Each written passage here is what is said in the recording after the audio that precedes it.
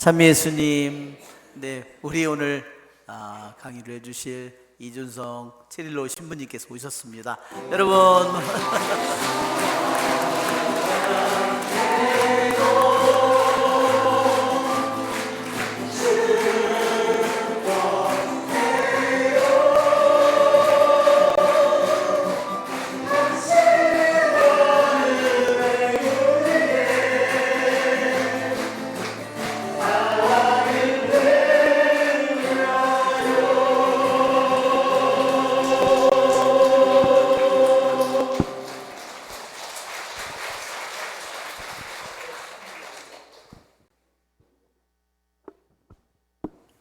우리 신부님은 로마에서 교부학을 전공하셨어요. 지금 답동에 주임을 나갈 때가 지났지만 갈 자리가 없어가지고 거기서 부주임을 하고 아마 이번에는 이제 신학교에 가서 교부학하고 라틴어를 가르칠 예정이래요. 내년부터.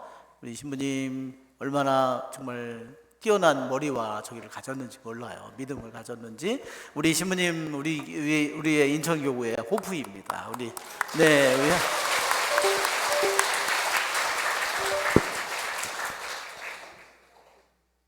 네, 안녕하십니까. 안녕하세요. 네, 반갑습니다.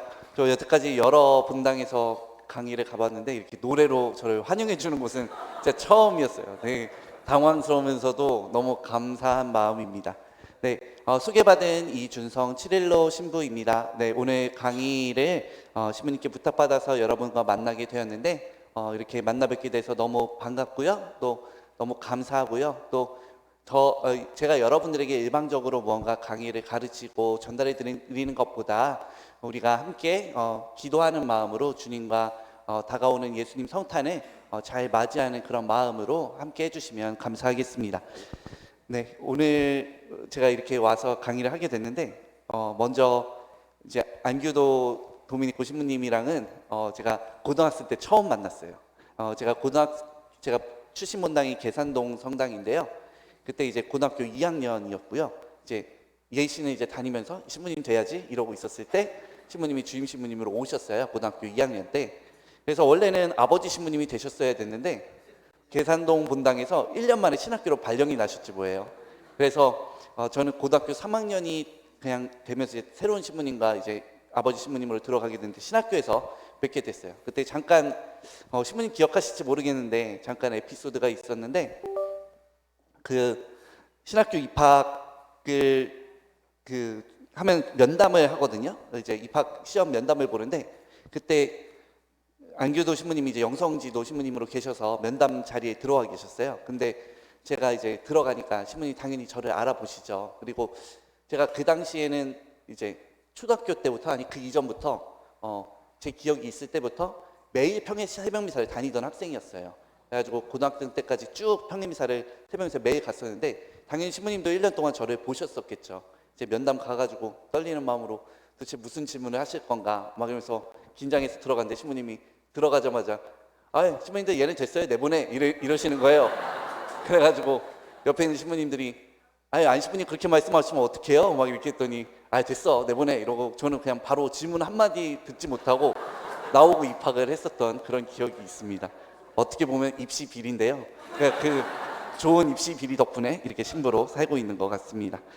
네, 오늘 제가 강의를 해드릴 내용은 알폰소 데 리구리라는 성인이 있어요. 그 성인이 대림에 대해서 육화, 탄생, 그리고 예수의 유년 시절이라는 이런 작품을 하나 쓰셨습니다. 그래서 이 작품을 중심으로 같이 몇 구절을 나누면서 우리가 대림을 어떤 마음으로 준비해야 하는지 함께 나눠보고자 합니다. 사실 저 이 작품 잘 몰랐어요. 이제 강의 부탁을 하시는데 신부님이 저에게 이 성인의 작품을 중심으로 좀 해달라고 해서 이제 막 급히 공부를 했습니다. 그래서 공부를 했는데 저도 같이 공부하면서 이번에 많이 배울 수 있었고요. 그래서 여러분들과 함께 좀 나눠보고 싶습니다.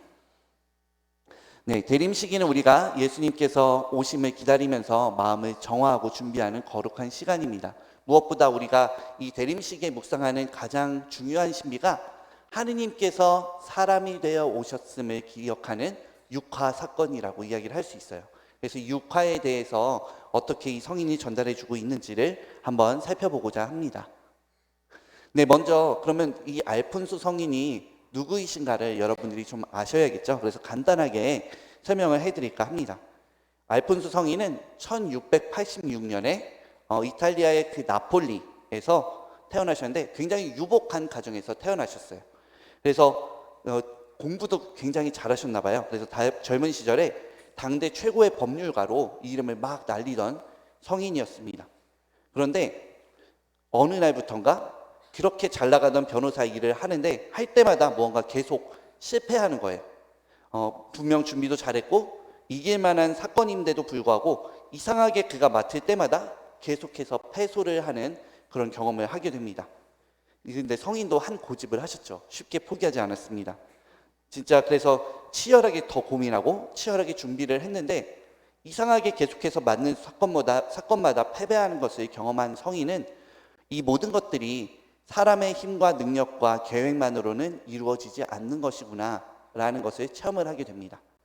그래서 특히 재판에서의 패배는 모든 것을 결정하시는 분은 결국 하느님이시라는 사실을 이제 성인이 마음속 깊이 깨닫게 해주는 계기가 되었어요. 이 장면을 보면서 저는 이제 성경 우리가 읽으면서 야곱이 천사와 씨름하는 장면이 함께 떠올랐습니다. 창세기 32장에 나오는 말씀인데 야곱이 형 에사우를 만나러 가기 전에 참새와 삭발을 붙잡고 이제 밤새 씨름한 그 장면 여러분들 다 기억하고 계시죠? 네, 야곱이 끝까지 천사와 겨루어서 이기려고 했지만 밤새 이기지를 못했습니다. 그리고 하느님께 자신이 원하는 걸 꼭 들어달라고 고집을 피우면서 손을 그렇게 놓지 않았지만 결국 달라지는 것은 아무것도 없었죠. 그래서 마침내 동이 틀 때 천사가 야곱에게 묻습니다. 내 이름이 무엇이냐? 야곱입니다. 내가 하느님과 겨루고 사람들과 겨루어 이겼으니 너의 이름은 이제 더 이상 야곱이 아니라 이스라엘이라 불릴 것이다 라고 하는 대답을 듣게 돼요. 그리고 그때부터 이름이 야곱이 아니라 이스라엘로 바뀌게 되죠. 야곱이 무슨 뜻인지 아시나요? 야곱이라는 이름이 무슨 뜻일까요? 속이는 자. 그래서 사기꾼이라는 뜻입니다. 그래서 속이는 자라는 뜻을 갖고 있는데 실제로 야곱의 삶을 보더라도 가장 유명한 이야기가 뭔가요? 형인 에사우의 장자권을 이삭을 속여서 이제 받아낸 장자권을 어떻게 보면 속여서 쟁취해낸 사건이 가장 유명한 사건이라고 할 수 있죠. 그래서 자신의 이익을 위해서라면 좋게 말하면 얕게 살아왔고 나쁘게 얘기하면 다른 사람을 속여가면서 삶을 살아왔던 사람이 바로 야곱이었습니다. 하지만 이 시점을 기준으로 그의 이름이 이스라엘로 바뀌게 돼요. 이스라엘은 무슨 뜻일까요? 하느님이 다스리신다. 하느님께서 통치하신다라는 뜻을 갖고 있습니다. 그러면 이름이 바뀐다는 것은 단순히 부르는 그 호칭이 바뀌는 게 아니라 그 사람의 가치관이 완전히 달라졌다라는 것을 뜻하게 됩니다. 그리고 이스라엘은 그래서 늘 자기중심적으로 자신의 이득을 위해서 다른 사람을 이용하고 속여왔던 삶을 살아왔던 그 야곱이 이제는 하느님이 나를 다스리시고 자신의 삶을 주관하시도록 내어드리고 맡겨드리는 삶을 살아가게 된 것입니다.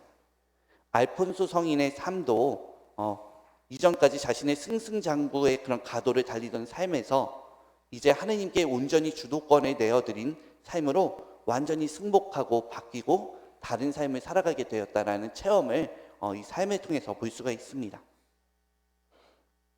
네, 그리고 성인은 이제 구속주회라는 레뎀토리스트라는 구속주회를 창설을 했는데요. 구속주회는 빈민가와 농촌 또 중독자들이 모여 있는 지역 등등 세상의 변두리로 가서 그들과 함께 지내면서 교육과 의료 사업을 하고 또 신앙을 되찾고 사회로 돌아올 수 있는 활동을 하고 있는 수도회입니다. 네, 그리고 알폰소 성인의 핵심 영성은 무엇보다 하느님의 무한한 사랑을 계속해서 강조하고 있는데 이 사랑은 베들레헴의 구유와 십자가의 사랑에서 가장 크게 드러난다라고 이야기를 한다고 할 수 있습니다. 그러면 이제 이제 보면 이제 6화의 사건에 대해서 이 성인이 어떻게 이야기하는지 한번 보도록 할게요. 제가 위에는 그냥 이렇게 써놨는데 이탈리아어거든요. 제가 그냥 한번 읽어볼 거고요. 밑에 있는 그 한글 구절을 여러분들이 소리내어서 제가 읽고 나면 따라서 읽어주시면 좋겠습니다. El eterno padre per mostrarci l'amore immenso che ci portava ci ha dato il figlio suo in cibo라고 써 있는데 같이 읽어볼게요. 그리고 영원하신 아버지께서는 우리에게 베푸신 그 무한한 사랑 보여주시기 위해 당신의 아드님을 우리에게 양식으로 주셨습니다 라고 썼습니다. 무엇보다 여기서 강조하고 싶은 단어는요, 저 중에서 무한한 사랑이라고 할 수 있어요. 네, 성인은 이 사랑을 묵상하고 이 사랑에 응답하는 삶이야말로 사실은 우리 그리스도인 삶의 전부라고 이야기를 하고 계십니다. 이 하느님께서 네, 먼저 여기서 무한한 사랑이라고 하는 단어가 저 위에 보면 아모레 인멘소라고 써 있어요. 근데 여기서 제가 번역을 인멘소를 무한한이라고 이제 간단하게 번역을 했는데요. 이것을 정확하게 뜻을 하면 무한하다라는 뜻보다는 측량할 수 없는, 잴 수 없는 이라는 뜻을 갖고 있습니다. 우리 인간의 기준으로 알 수 없고 우리 상상력을 아득히 뛰어넘는 그런 크기라는 것을 표현하는 단어라고 할 수 있죠. 하느님의 사랑은 우리의 죄보다, 우리의 약함보다, 우리의 악행보다, 또 우리의 상상할 수 있는 그런 모든 것들보다 훨씬 더 크다라는 것을 성인은 강조하고 있습니다. 요즘 여러분들 판공성사 기간이죠. 네, 판공성사 보셨나요? 언제죠? 정말? 목요일 이제 다가오면 곧 성사를 보시겠네요. 이제 저도 여러 분당 지금 다니면서 성사를 드리고 있습니다. 근데 이제 성사를 드리다 보면 꽤 많은 분들이 이런 이야기들을 하십니다. 신부님, 이런 죄를 지었는데 주님이 용서해 주실지 모르겠어요. 혹은 용서받을 수 있을지 모르겠습니다 라는 고백을 하실 때가 많이 있습니다. 특히 과거에 나름대로 큰 죄를 지었고 그게 오랫동안 마음속에 남아있을 때 이런 말씀들을 많이 하세요. 어떤 마음인지는 너무 이해가 갑니다. 창피하기도 하고 무엇보다 주님께 얼굴을 들기가 그런 죄송한 그런 마음이겠죠. 그렇지만 우리가 착각해서는 안 되는 건 그 죄의 어떤 무게보다 늘 하느님의 사랑과 용서의 크기가 훨씬 더 비교할 수 없이 더 크다라는 사실입니다. 여기에서 잠깐 잃어버린 양의 비유를 함께 떠올려 보고 싶습니다. 예수님은 스스로를 99마리의 양을 들에 놓아두고 길을 잃어버린 한 마리 양을 찾아 나서는 목자의 모습으로 본인을 설명하고 계세요. 예수님이 이 세상에 오신 것은 튼튼하고 건강하고 아무런 문제가 없는 사람을 위해서가 아니라 길을 잃어버리고 아프고 힘든 사람들을 위해서였다라는 사실을 명확하게 말씀하고 계십니다. 이 부분을 우리가 아주 정확히 이해할 필요가 있는데요. 그래서 내 죄가 커서 용서받기 어렵다고 생각하는 것은 단순히 겸손한 마음이 아니라 자칫 그 죄를 용서하시기 위해서 세상에 오신 예수님의 사랑과 그 목적을 반대하는 것이 될 수도 있다라는 사실입니다. 죄를 용서받는 첫 번째 조건은 죄의 크기에 달려있는 것도 아니고 내가 그 죄를 기워갚기 위해 하는 어떤 노력에도 달려있지 않고 그저 나를 사랑하시고 용서하시는 그러기 위해서 나에게 오시는 예수님을 내 안에 받아들이는 것, 그것이 죄를 용서받는 첫 번째 조건이라는 것을 여러분들이 이번에 성사 준비하시면서 꼭 기억하시면 좋겠습니다. 때로는 주님이 용서를 해주셔도 내가 스스로 그 죄에 사로잡혀서 용서를 받아들이지 못하고 먼저 거부할 때가 많이 있습니다. 예수님을 우리는 해방자, 구원자 이렇게 부르죠. 그리고 예수님은 십자가의 부활로 우리를 죄에서 죽음에서 자유롭게 풀어주신 분입니다. 예전에는 우리가 실제로 죄와 죽음의 사슬에 꽉 묶여 있어서 절대로 풀려날 수 없었다라고 이야기를 한다면 이제는 예수님이 그 사슬을 완전히 풀어주셨어도 내가 스스로 그 방에서 나오기를 거부하면서 그 안에 앉아있는 것은 아닌가 한번 돌아보게 됩니다. 그래서 예수님을 믿는다는 것은 구체적으로 예수님의 사랑을 믿고 예수님의 능력을 믿는 겁니다. 다시 한번 우리의 모든 그런 개인의 죄보다 하느님의 무한하신 사랑이 비교할 수 없이 더 크다는 것, 그리고 그 사랑이 우리를 죄로부터 풀어주기에 충분하고도 남는다는 것을 우리가 먼저 믿고 받아들일 수 있기를 함께 청해 봅니다. 이것을 가장 탁월한 비유로 우리에게 주님의 용서를 말해주는 이사야서의 말씀이 있어요. 한번 읽어보도록 하겠습니다. 오너라 우리 시비를 가려보자. 너희의 죄가 진홍빛 같아도 눈같이 희어지고 다홍같이 붉어도 양털같이 되리라 라는 구절이 있습니다. 오너라 시비를 가려보자 라는 말은 법정에서 시비를 가려보자는 거예요. 너희의 죄가 지금 너희가 구원받기에 충분한지, 우리가 마치 인생이 다 마치고 난 뒤에 하느님 앞에 가서 이야기를 할 때 너 이러한 죄를 지었지, 그리고 이러한 좋은 일들을 했지, 그래서 너가 천국에 가기 합당하냐 지옥에 가야 합당하냐 라는 것을 하듯이 재판을 가려보자라는, 하느님께서 시비를 가려보자라는 표현으로 말씀하신 거예요. 그랬는데 너희의 죄가 진홍빛 같아도 눈같이 혀지고 다홍같이 붉어도 양털같이 되리라 라고 표현하십니다. 우리의 죄가 정말 진홍빛 같고 다홍빛 같아서 절대 지워지지 않고 너무나 큰 것 같아도 결국은 하느님의 용서 앞에 그 색깔은 아무런 의미도 없다는 것, 다 용서받을 수 있다는 것을 말씀하고 계세요. 그래서 하느님의 정의는 내가 10만큼 잘못하고 20만큼 잘해서 내가 10만큼 더 잘했으니까 천국 가고 이런 계산법이 아니에요.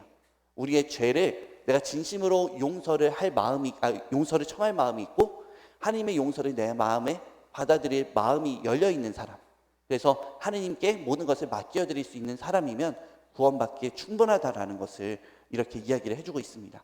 그래서 먼저 내가 하나님의 사랑을 의심하지 말 것, 내가 이번 성사를 준비하면서도 내가 이러한 죄를 주님 앞에 말하기 부끄러운데, 신부님 앞에서 얘기하기 창피한데 라는 것이 아니라 그 모든 것을 다 꺼내 놓았을 때 주님께서 그 모든 것을 양털같이 희게 만들어 주실 거라는 것을 내가 먼저 믿고 성사에 들어갈 수 있어야 된다라는 것을 여러분들이 함께 기억하면 좋겠습니다.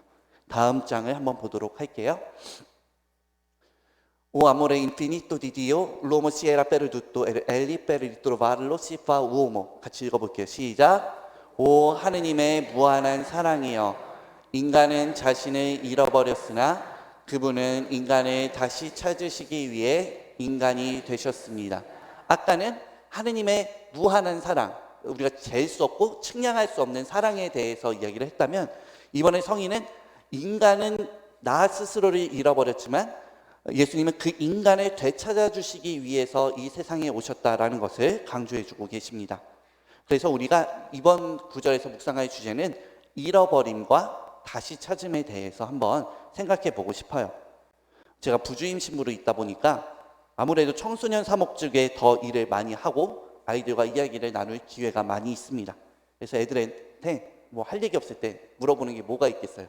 넌 꿈이 뭐니? 뭐가 되고 싶니? 라는 질문을 종종 합니다. 근데 요즘 들어서 특별히 느끼는 변화들이 있습니다. 몰라요, 혹은 없어요 라는 대답의 그 비중이 눈에 띄게 많아졌다라는 것입니다. 더 놀라운 것은 오히려 어린 초등학생들은 이런저런 꿈을 이야기하곤 하는데 비해서 오히려 대학 진학을 앞둔 고학년의 고등학생들일수록, 혹은 또 이미 사회생활을 하고 있는 청년들도 자신의 꿈에 대해서 구체적인 그림을 그리지 못한다는 것입니다. 그래도 예전에는 난 어떤 사람이 될 거야 라는 자기 확신들이 많았다면, 요즘에는 할 수 있는 게 많아서 그런지, 아니면 하고 싶은 게 많아서 그런지, 그 중에 내가 뭘 좋아하는지 몰라서 그런지, 아니면 또 현실적으로 힘들다는 그런 회의감이 커서 그런지 꿈과 미래에 대해서 아무런 확신도 가지지 못한 사람들이 많이 있습니다. 사실 그것보다는 세상의 어떤 기준도 절대적이지 않고 다 상대적이라는 기조와 더불어 자기 안에도 어떤 명확한 기준과 확신이 들어있지 않은 게 훨씬 더 근본적인 원인이라고 할 수 있겠죠.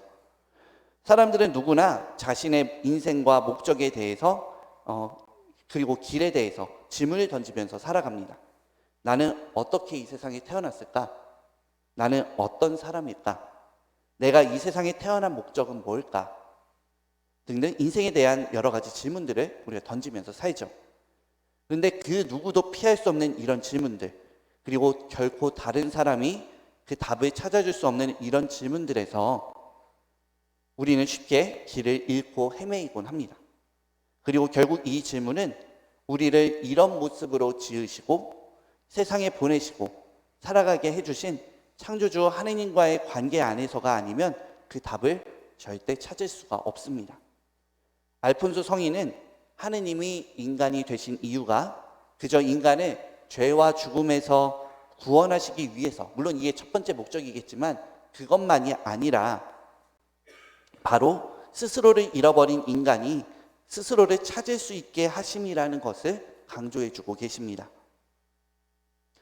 하느님 안에서만 내가 세상에 태어난 이유, 이런 모습으로 창조된 이유, 내가 이런 달란트와 또 반대로 단점이 있는 이유, 내 주변에 이런 사람들이 함께 살아가게 된 이유, 나에게 이런 일들과 환경이 주어진 이유에 대한 여러 가지 답들을 찾아낼 수 있습니다. 나를 찾아가는 여정, 그것이 신앙의 여정이고 나의 구원의 길이고 하느님의 사랑을 만나는 길이라는 것을 여러분들이 꼭 기억하면 좋겠습니다. 그래서 대림시기는 단순히 하느님의 오심을 묵상하는 것이 아니라 우리가 잃어버렸던 나를 다시 그 목적을 찾아주시기 위해서 나와 함께 내 삶의 자리로 들어오시는 그런 예수님을 내가 받아들이는 것이라는 것을 함께 이 구절을 통해서 기억할 수 있었으면 좋겠습니다. 네, 세 번째 구절인데요. 네, 제가 한번 읽어볼 테니까 또 한글 읽어주시면 되겠습니다. Dios ha pasado sino a farse un verne de la terra, per innalzare l'uomo sino a farse un Dio. 시작. 하느님께서는 인간을 하느님처럼 높이시기 위해 자신을 땅의 벌레처럼 낮추셨습니다. 어떤 단어가 눈에 확 띄나요? 벌레, 그렇죠? 네, 지금 이 벌레가 위에 구절에 보면 위에 un verne de la terra라고 쓰이는데 테라가 땅이고요, 베르네가 벌레라는 뜻을 가지고 있는데요.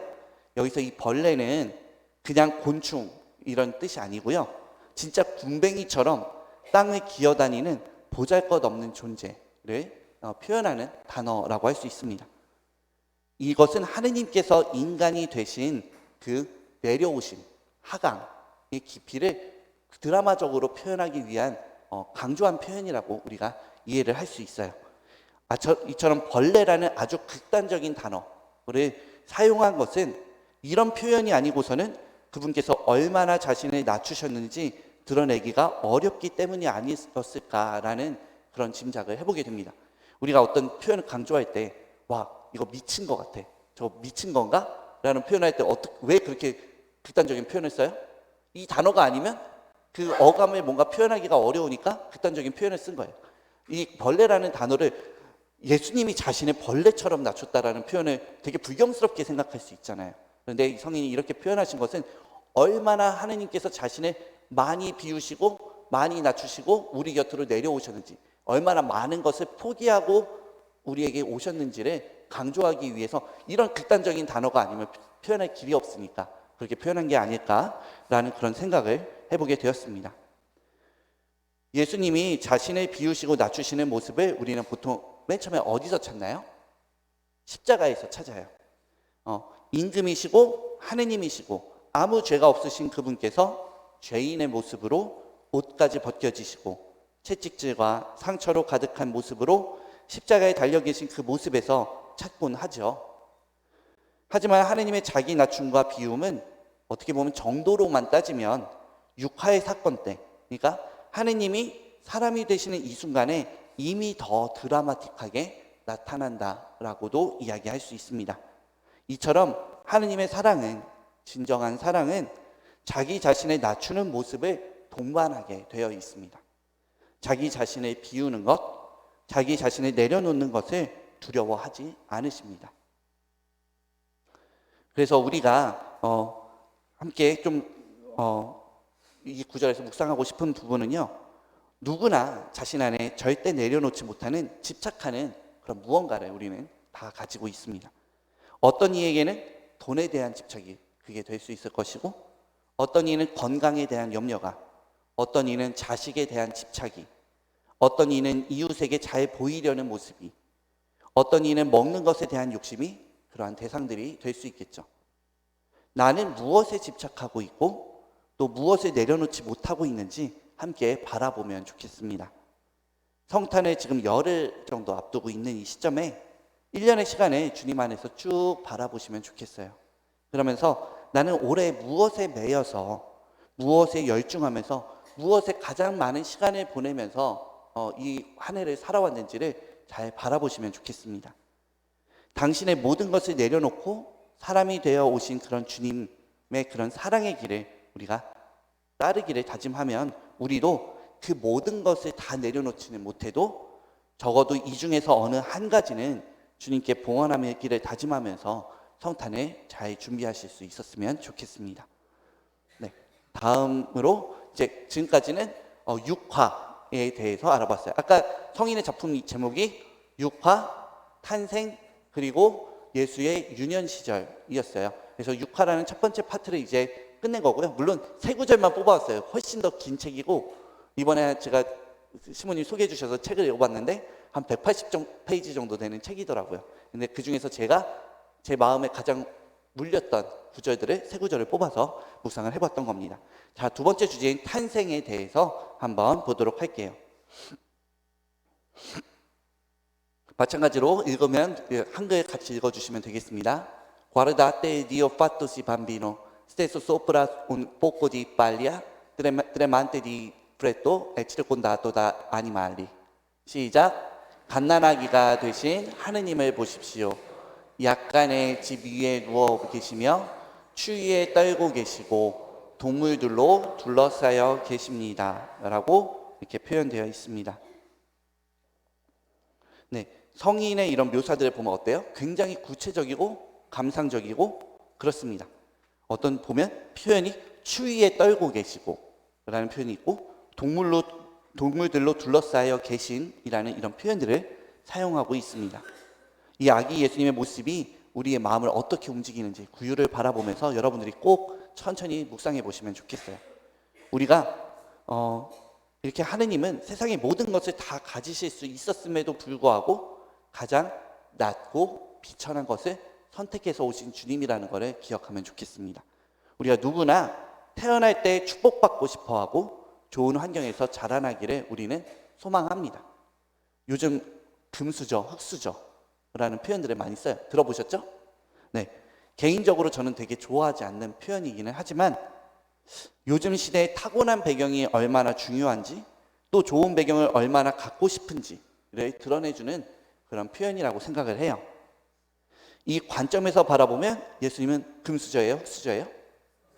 흑수저 중에서도 흑수저라고 이야기를 할 수 있죠.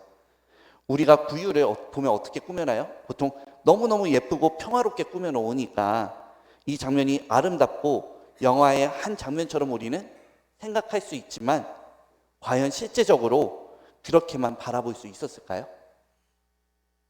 한번 상상을 해봅시다. 우리가 출산할 때 자매님들이 훨씬 더 잘 아시겠지만 제일 중요한 게 뭔가요? 위생이죠. 위생적으로도 깨끗하지 않은 곳에서 깨끗한 방도 없이 야외에서 그것도 춥고 냄새나고 옆에 동물들이 가득한 곳에서 예수님이 태어나셨습니다. 물론 그 안에서 성모님과 요셉 성인은 감사하고 또 끝없는 그런 행복을 누리셨겠지만 오늘날에서 관점에서 바라보면 스스로를 비관하고 다른 사람들과 끊임없이 비교하면서 스스로를 가장 불행하다고 여길 수도 있었던 환경이라는 것을 우리는 상상해 볼 수 있습니다. 예수님의 유년 시절은 또 어떤가요? 아버지인 요셉 성인이 성실히 일을 했으니까 굶거나 하지는 않았겠지만 당시 노동자들의 대우와 처우를 생각해 보면 결코 넉넉한 가정 형편은 아니었을 거고 또 이마저도 안정된 집에서 지내지 못하고 박해를 피해서 이집트라는 옆나라로 피난을 갑니다. 요즘 이야기하는 난민과도 크게 다르지 않은 환경에서 예수님은 자라셨어요. 그리고 언어도 환경도 다른 곳에서 새롭게 적응해야 됐고 또 외국인을 향한 차별의 시선에 감내해야 하기도 했습니다. 요셉 성인은 다시 이스라엘로 돌아오기까지 언제까지나 외국인 노동자였을 뿐이었을 거고 그리고 바쁜 요셉 성인 대신에 가정에서 성모님은 예수님을 먹이고 입히고 보살피고 신앙을 가르치고 보호하느라 쉽지 않은 그런 시간들을 보내셨을 겁니다. 하지만 이 모든 어려운 시간을 보낸 이 가정을 우리는 복된, 곧 행복한 성가정이라고 부릅니다. 외적인 환경은 누구보다 열악했지만 그 안에 어떤 가정도 갖지 못했던 사랑과 일치가 그 안에 있었기 때문이라고 우리는 고백하고 있죠. 그리고 그 힘은 모두 하느님과 일치하고 사랑하는 기도에서 시작이 되었고 기도에서 완성이 되었습니다. 이렇듯 하느님은 당신의 가장 위대한 구원 계획을 가장 보잘것없고 낯선 곳에서부터, 낮은 곳에서부터 시작하셨습니다. 이 모습을 보면서 나누고 싶은 부분이 있는데, 때로 우리는 우리 신앙생활의 모습도 모든 것을 환경 탓으로 돌리고 있지는 않은지 한번 묵상해 보고 싶습니다. 먹고 살기 바빠서요. 요새 가정 안에 불화가 있어서요. 아이들 학업에 한참 집중해야 할 때라서요.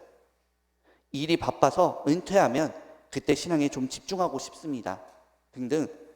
또 반대로 어디 놀러 가야 하는데 시간이 겹쳐서요. 직장에서 사회에서 모임에 나가야 해서요. 핑계 없는 무덤 없듯이 우리도 신앙생활을 뒷전으로 미룰 만한 수만 가지 이야기들을 말할 수가 있습니다. 하지만 구유 속의 예수님의 모습은, 그 옆에 계신 또 성모님과 요셉 성인의 모습은 사실 그 어떤 환경도 우리 신앙의 장애가 될 수 없다라는 사실을, 오히려 그래서 그 안에 더 큰 하나님의 계획과 함께 하심이 자리한다는 것을 우리에게 가장 조용하지만 확실한 방법으로 말씀해 주고 계십니다. 그저 와, 이번 구유 너무 예쁘다, 예수님 너무 귀여우시다 하는 마음으로 구유를 바라보지 말고 가장 비천하고 낮은 모습으로, 그래서 가장 인간적이고 우리에게 희망과 사랑을 가르쳐 주시는 모습으로 오신 그 예수님을 이번엔 다르게 묵상해 볼 수 있는 성탄이 되면 어떨까 한번 나누어 봅니다. 다음 구절 한번 보도록 하겠습니다. Viene al mondo per farsi povero e disprezzato e per insegnarci con esempio a disprezzare le grandezze della terra. 같이 읽어볼게요. 시작. 그분은 가난하고 천대받는 분이 되시어 세상에 오셨고 당신의 모범으로 이 세상의 위대함을 업신여기는 법을 우리에게 가르치십니다 라는 표현입니다. 예수님의 탄생은 단순히 가난한 사건이 아니라 우리에게 이 세상의 위대함을 업신여기는 법을 가르치기 위한 교훈이라고 알폰소 성인은 말해주고 있습니다. 이 모습을 통해서 세상이 추구하는 부와 명예와 권력을 우리가 영적인 눈으로 바라볼 수 있도록 초대하고 계십니다. 여기에서 업신여기다라는 표현이 참 눈에 띄죠. 이 업신여기다라는 단어가 위에 보면 디스프레짜레라고 하는 가운데 단어인데요. 여기 보면 가운데 프레쪼라는 단어가 들어있어요. 이제 이거를 동사화시킨 건데, 프레쪼는 가치나 가격을 의미합니다. 그래서 이 디스프레짜레는 그냥 업신여기다라고 제가 읽기 쉽게 번역을 했지만 그 가치를 내리다, 그래서 깎는다, 내린다 라는 뜻을 가지고 있어요. 그래서 이 단어는 사실은 가치가 없이 아무것도 아니다 라는 뜻이 아니라, 가치라는 것은 다 상대적인 거고, 그래서 이것보다 훨씬 더 중요한 무언가가 있다라는 사실을 상기시켜주는 단어예요. 그리고 이것이 우리 신앙의 사실은 핵심이기도 합니다. 예수님은 하늘나라를 비유하시면서 밭에 숨겨둔 보물을 발견하는 것과 같다라고 표현을 하십니다. 마태복음 13장에서 어떤 사람이 밭에 숨겨진 보물을 발견하자 가진 그 모든 것을 팔아 그 밭을 샀다라고 표현하고 계세요. 이 디스프레짜레라는 이 표현이 들려주듯이 우리는 세상의 모든 것에 사실은 다 값을 매기면서 우리는 살아가고 있습니다. 그리고 그 값에 따라서 우선순위를 달리 두게 되죠. 사실 요즘은 아이러니하게도 그 값을 매기는 수단인 돈 자체가 목적이 돼서 가장 우선순위를 차지하고 있다라는 생각도 듭니다. 그 외에 어떤 사람은 외모와 겉모습이, 어떤 사람은 건강이, 또 가족이, 명예가, 또는 취미생활이 1순위를 차지할 때도 있습니다. 그런데 예수님은 하늘나라를 자신 안에 받아들인 사람은 이 모든 것들보다 훨씬 더 가치 있고 중요한 보물을 발견한 사람과 라고 말씀하십니다. 이 모든 것을 팔아서 그것을 살 만큼 소중한 것이 있음을 깨달은 사람들이라고 말씀하십니다. 그리고 그것은 우리가 다 이미 알고 있는, 그리고 이미 발견한, 그래서 이 자리에 모여 있는 여러분 모두가 체험하고 있는 바로 하느님 사랑과 이웃 사랑입니다. 세상 모든 것을 다 가졌더라도 하느님을 사랑하고 이웃을 사랑하지 않는 사람은 참된 평화와 행복에 도달할 수 없다는 것을 우리는 깨닫고 있습니다. 하지만 세상은, 또 마귀는 우리를 그렇게 사랑의 길로 가도록 놓아두지 않죠. 끊임없이 다른 데로 눈을 돌리도록 우리를 유혹합니다. 예수님이 배고프시면 먹을 걸로 유혹하고, 산 꼭대기 세상 가장 높은 곳에 데리고 가서 온 세상을 다 주겠다고 유혹을 합니다. 사실 예수님은 하늘을 바라보고 계신데 예수님을 산이라는 높은 곳에 데리고 가서 여기가 더 높고 여기가 더 좋은 곳이라고 속삭입니다. 밝은 태양 아래에 있는 우리에게 반짝이는 보석에로 눈을 돌리게 우리를 끌어당깁니다. 이런 우리에게 구유 속 아무것도 가지지 않은 예수님의 모습은 세상의 그 모든 부와 명예와 권력을 업신 여길 수 있도록, 더 높고 참된 것들을 바라볼 수 있는 눈을 가질 수 있도록 우리를 초대하는 모습이라고 할 수가 있습니다. 아무것도 가지지 않은 빈손으로 누워서 하늘을 바라보시는 아기 예수님의 눈을 우리도 똑같이 갖기를 바라십니다. 참된 사랑과 참된 신앙을 깨달은 사람이 들려줄 수 있는 이런 가장 솔직한 표현을 바오로 사도가 필리피서 3장에서 이렇게 들려줍니다. 제가 한번 읽어볼게요. 그러나 나에게 이롭던 것들을 나는 그리스도 때문에 모두 해로운 것으로 여기게 되었습니다. 그뿐만 아니라 나의 주 그리스도 예수님을 아는 지식의 지고한 가치 때문에 다른 모든 것을 해로운 것으로 여깁니다. 나는 그리스도 때문에 모든 것을 잃었지만 그것들을 쓰레기로 여깁니다. 내가 그리스도를 얻고 그분 안에 있으려는 것입니다. 라는 말씀을 우리에게 들려주십니다. 사실 여기서 돈 싫어하시는 분들이 있으세요? 돈 다 좋죠. 명예 다 좋죠. 세상에 좋은 것들이 너무너무 많이 있어요. 그렇지만 이 모든 것들이 다 가치 없고 아무것도 아니라는 얘기를 하시지 않아요. 그것보다 더 중요한 것, 상대적으로 훨씬 더 가치 있고 우월하고 우리가 바라보아야 하는 것이 있다라는 것을 저 디스프레짜레라는 단어로, 모든 것은 값이 있지만 그 모든 값을 매기더라도 가장 가치가 있는 것, 우리가 바라보아야 하는 것은 따로 있다라는 것을 성인이 이 표현을 통해서 우리에게 들려주고 있는 것입니다. 우리 아우구스티누 성인이 이런 표현을 했어요. 세상에 악이 왜 존재할까요? 하나님이 창세기에 보면 세상을 다 당신의 좋은 뜻으로 다 만드셨는데 세상에 왜 나쁜 것이 존재할까? 하나님이 보시니 다 좋았다라고 표현했는데 아우구스티누 성인은 이것에 대해서 이렇게 대답했습니다. 좋은 것들에는 우선순위가 있다라는 거예요. 우리가 하느님을 사랑하는 것이 가장 중요하겠죠. 그리고 그것 외에도 우리가 먼저 지켜야 되는 좋은 원칙들이 있어요. 그렇지만 그것들을 보다 더 낮은 좋은 것을 선택할 때, 순서가 뒤바뀌게 될 때 그것이 악이 될 수 있다라고 성인이 이야기를 합니다. 돈 좋은 거예요. 우리가 그걸 벌어서 좋은 일에 쓸 수 있고 좋은 거예요. 그렇지만 그 돈이 하느님보다 우선하게 될 때 그것이 악이 된다는 거죠. 우리 처음에 창세기 보면 창세기에 선악과가 있습니다. 그 선악과를 바라볼 때 하와가 처음에 그것을 바라볼 때 뭐라고 묘사를 하냐면 그것은 사람을 슬기롭게 해주고 지혜롭게 탐스러워 보였다라고 표현하고 있어요. 탐스러워 보였다. 맛있게 보인다. 나에게 도움이 될 것 같다라고 느끼는 겁니다. 어떤 것을 우리 인간들이 선택할 때 그것이 나에게 해를 끼칠 것 같으면, 그것이 나에게 나쁠 것 같으면, 악일 것 같으면 아무도 그것을 손대지 않아요. 건드리지 않습니다. 우리가 어떤 것들도 다 나에게 좋을 것이라고 생각하고 그것을 선택하는 거예요. 그렇지만 우리가 그것을 선택할 때 어떤 것이 더 우선한지, 어떤 것이 더 중요한지, 어떤 것이 더 우선인지를 우리가 올바로 판단하지 못하고 그것을 마구잡이로 먼저 잡을 때 그것이 악의 출발점이 될 수 있다는 것을 창세기는 우리에게 들려주고 있습니다. 우리 예전에 곡성의 영화에서 그 명대사 있잖아요. 무엇이 중원디? 무엇이 더 중요한지를 우리가 늘 판단할 수 있어야 됩니다. 그래서 우리는 다 값을 매기면서 살아간다는 것. 그러나 그 중에서 우리가 가장 우선순위를 선택해야 되는 것은 바로 하느님 사랑과 이웃 사랑이라는 우리의 신앙이라는 것. 그것을 우선순위를 잊지만 않는다면 우리가 이런 유혹에서 자유로워질 수 있다는 것을 이 구절을 통해서 성인은 우리에게 들려주고 있습니다. 자, 그리고 또 한번 읽어보도록 할게요. Chiama Gesù, non cerca altre ricchezze che Gesù. In Gesù trova ogni ricchezza. 같이 읽어볼게요. 시작. 예수님을 사랑하는 사람은 예수님 외에 다른 부를 찾지 않으며 예수님 안에서 부를 발견합니다. 라고 썼습니다. 여기서 중요한 건 예수님 외에 다른 부를 찾지 않으며 라가 중요합니다. 사실 왜냐하면 모든 그리스도인은 하나님 안에서 모든 부를 이미 소유하고 있다는 것을 깨달은 사람들이기 때문입니다.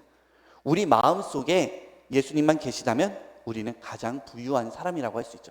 이 구절 보면 떠오르는 구절이나 기도 있으세요? 어떤 유명한 기도가 있을 텐데, 네, 데레사 성녀의 기도를 함께 떠올릴 수 있습니다. 아무것도 너를 이라는 노래도 있고 기도도 있죠.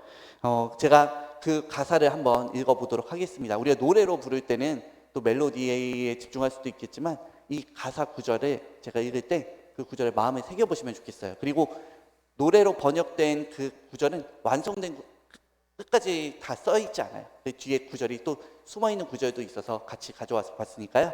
여러분들이 마음속에 들으시면서 잘 새겨보시면 좋겠습니다. 아무것도 너를 슬프게 하지 말며 아무것도 너를 혼란케 하지 말지니 모든 것은 다 지나가는 것, 다 지나가는 것. 오 하느님은 불변하시니 인내함이 다 이기느니라. 하느님을 소유한 사람은 모든 것을 소유한 것이니 하느님만으로 만족하도다. 내 소원이 무엇뇨? 내 두려움은 무엇이뇨? 내 찾는 평화는 주님께만 있으리. 주님 안에 숨은 영혼이 무얼 더 원하리. 오 사랑하고 사랑하며 주님께 모든 사랑 드리리. 주님만을 바라는 사람은 모든 것을 차지할 것이니 하느님만으로 만족하도다. 하느님만으로 만족하도다. 이 구절을 함께 생각해 봤습니다. 네. 그리고 제가 혹시 노래 해볼까 해서 가져왔는데 혹시 바로 연주되시나요? 안 되면 제가 피아노로 치려고 그랬어요. 근데 그래서 혹시 잠깐 강의만 하면 너무 지루하잖아요, 그렇죠? 그래서 이 노래 한번 같이 아시는 분들 많이 아시죠? 네, 아시는 분들 같이 불러주시고 모르시는 분들 천천히 배워가면서 함께 노래 불러보도록 하겠습니다.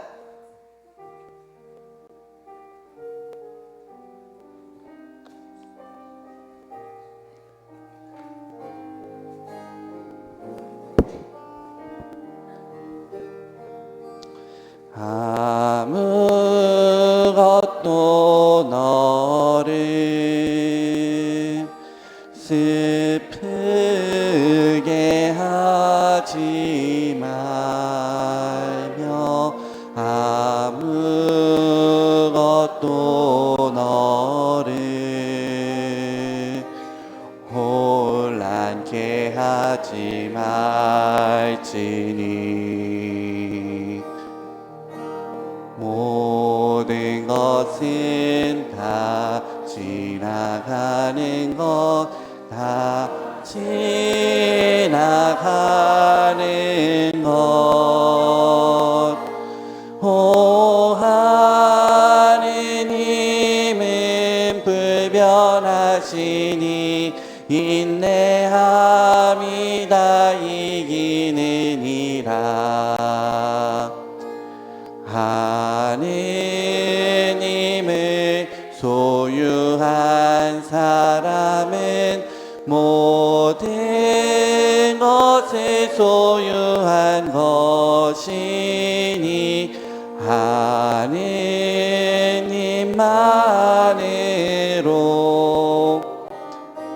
만족. 모든 것으로 갈게요. 모든 것은 모든 것은 다 지나가는 것, 다 지나가는 것. 오 하느님은 불변하시니 인내함이 다 이기느니라. 하느님을 소유한 사람은 모든 것을 소유한 것이니 하느님만으로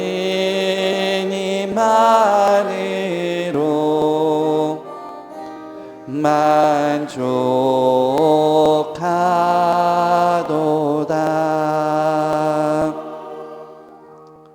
네, 연주 갑자기 해주신 연주자님께 감사드립니다.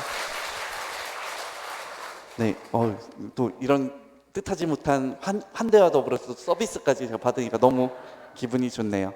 네, 같이 이제 찬양하시면서 어때요? 가사가 좀 새롭게 와 닿으신가요? 네, 우리가 정말 하느님께 모든 것을 우리가 다 맡긴 사람들은 하느님을 소유한 것만으로 모든 것이 충분하다라는 것을 우리가 함께 기억하면 좋겠습니다. 네, 이제 마지막 파트예요. 예수님의 유년 시절에 대해서 함께 보도록 하겠습니다. Egli volle per 30 anni stare nascosto lavorando con Giuseppe come un semplice artigiano. 같이 읽어볼게요. 시작. 그분은 30년 동안 숨어 지내시며 요셉과 함께 단순한 장인으로 일하시기를 원하셨습니다. 라는 표현인데요. 예수님이 어릴 때 어떤 일 하셨나요? 목수 일 하셨죠. 여기서는 단순한 장인이라는 표현을 쓰고 있습니다. 제가 여기서 묵상하고자 싶은 표현은 단순함이에요. 그래서 제가 로마에서 유학을 한 7년 반 정도 했었는데요. 로마에서 있는 동안에 프란치스코 교황님을 제가 3번 정도 뵐 기회가 있었어요. 첫 번째는 학교 학술 세미나 때 교황님 한 번 오셨었고, 2번은 영광스럽게도 제가 교황님 복사를 설 수 있었습니다. 그래서 한 번은 부재 복사 섰고요, 한 번은 신부로서 옆에서 복사를 섰었는데요. 그 바티칸 대성당 가시면 들어가자마자 오른쪽에 보면 그 유명한 피에타 상이 있어요.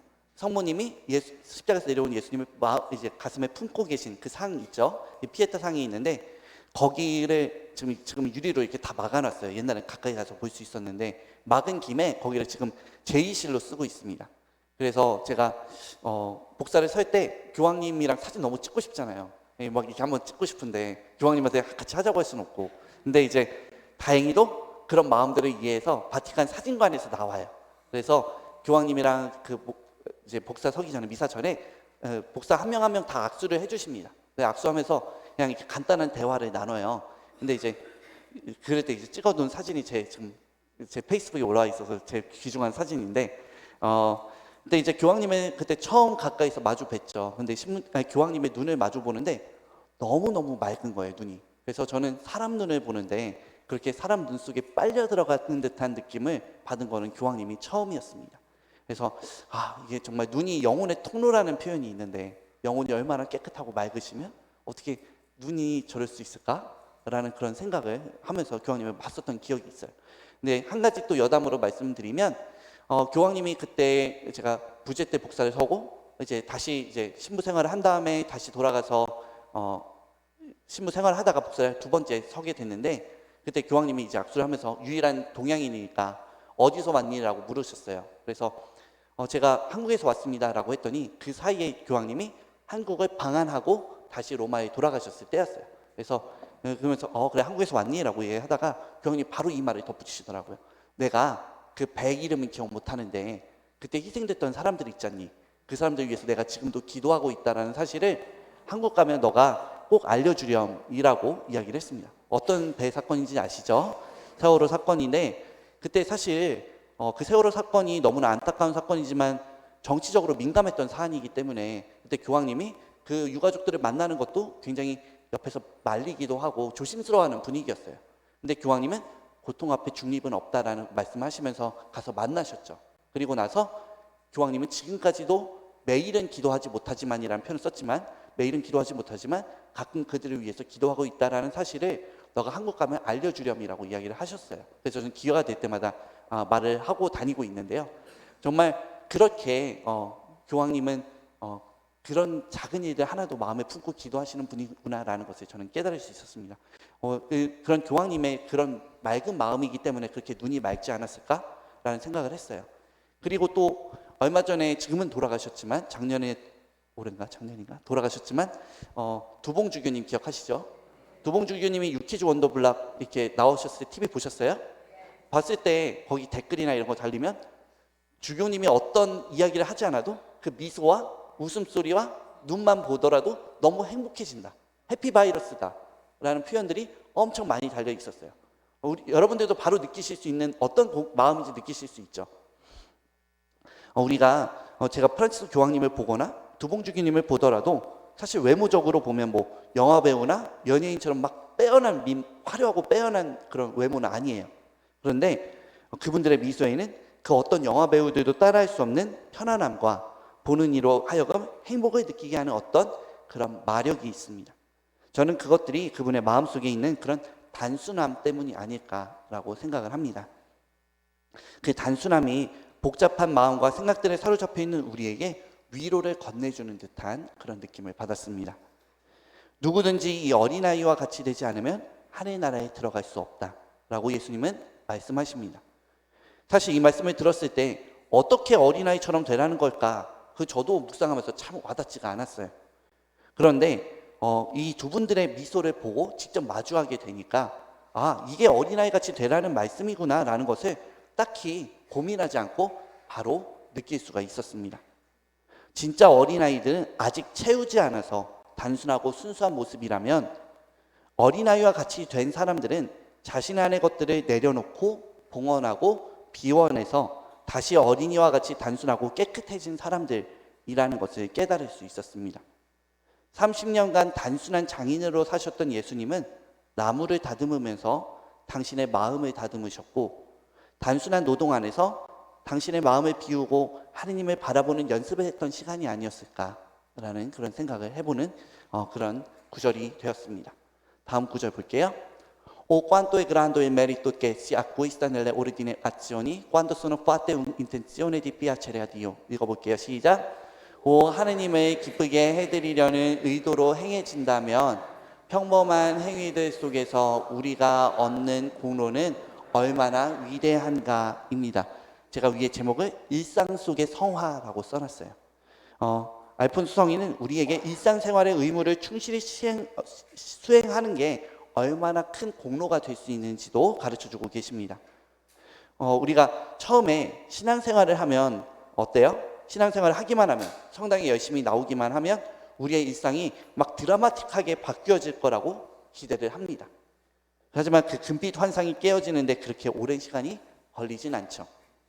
하나님께 모든 걸 봉헌하고 살겠다고 다짐해도 우리의 일상은 사실 외적으로는 크게 달라지지 않습니다.